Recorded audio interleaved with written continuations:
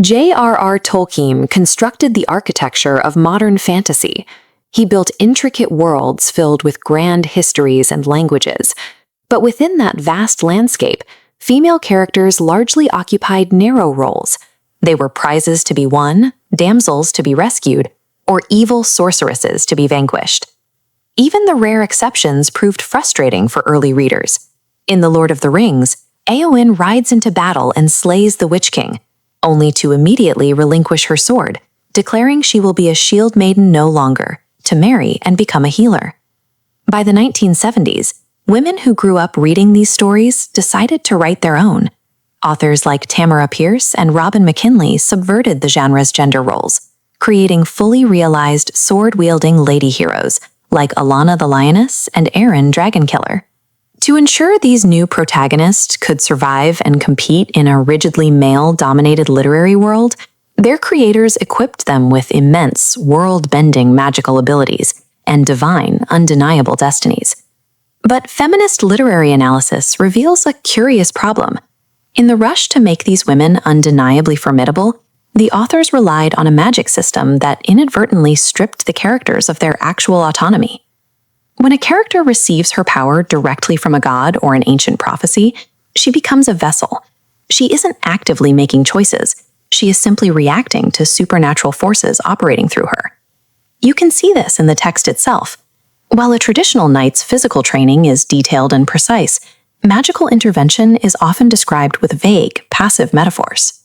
When Pierce's character Alanna uses her power, she doesn't execute a specific skill. Instead, the text describes her being completely swallowed up by blue depths and enclosed by a shifting, formless, alien place. Because this innate magic is totally unexplainable, it isolates the hero. Society within the novel doesn't respect her intelligence or her work ethic. They attribute her victories to a divine fluke rather than her own merit. If a hero relies on an inexplicable, God-given spell to win the final battle, she hasn't actually broken through a patriarchal barrier. She has merely fulfilled a pre-written destiny, leaving her entirely disempowered by the very trait meant to make her strong. Traditional heroes wield power over, a vertical hierarchy of domination. Feminist literature argues for power to, a horizontal sphere of autonomy. Earning this requires perceivable effort. We must visually trace the jagged growth of learned skill versus the instant spike of magic. Robin McKinley applies this rule with her character Erin. Erin doesn't cast a protective spell. She spends 2 years meticulously mixing herbs, testing ointments on twigs, and repeatedly burning her fingers to perfect the scientific recipe for a fireproofing potion. Pierce's character Alanna exhibits deep psychological discomfort when praised for magical victories, often changing the subject, but she takes immense pride in learning street combat. The text meticulously details her dropping her weight, stepping in, and punching a bully's nose. That gritty, non-magical learning process is essential. It forces the narrative to validate the character's empowerment through her own visible failures, her mechanical adaptations, and cold logic. Recognizing the flaw of magical crutches, authors wrote a second generation of successors to fix it. Pierce created Caladri of Mindolin, a girl intentionally written with absolutely zero magical abilities. Stripping away the magic forces Kell to rely strictly on her physical and mental endurance. When trapped on a high tower, she doesn't conjure a levitation spell. She conquers her paralyzing fear of heights by physically feeling her way backward down a rusting, open-air stairwell, step by terrifying step. She replaces magical intuition with hard cognitive planning. Ambushed by bandits in the forest, Kell evaluates weapon reach, calculates the odds of injury, and issues tactical commands to outsmart the enemy camp using pure logic.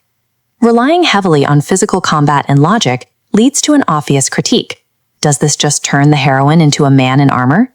Pierce counters this by having Kell successfully integrate traditionally feminine traits, using maternal warmth and deep intuition to care for a camp of refugees when the rigid, male-authored chivalric code fails them. Removing the crutch of magic serves as the ultimate narrative test of agency.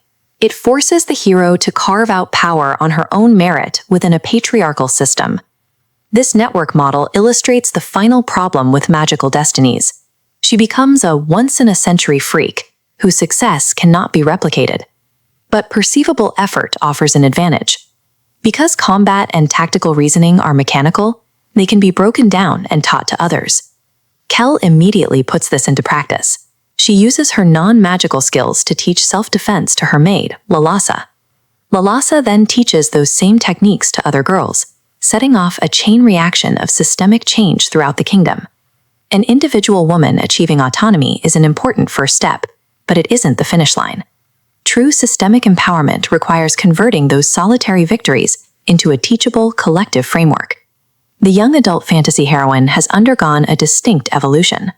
She started as a passive damsel, became an overpowered, flawed magical icon, and eventually matured into a tactician who earns every inch of ground.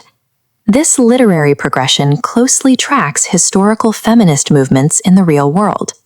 Activism shifted from simply asking political institutions for permission to actively building independent systems of power and collective sisterhood. The defining trope of the fantasy genre, magic, turns out to be a false shortcut. Historically, it diminishes a hero's autonomy and obscures the actual effort required to overcome oppression. Whether written in the pages of a fantasy novel or recorded in history, true empowerment is never an unearned destiny dropped from the sky. It is the gritty, highly visible work of claiming agency and holding the door open for the rest of the community to follow.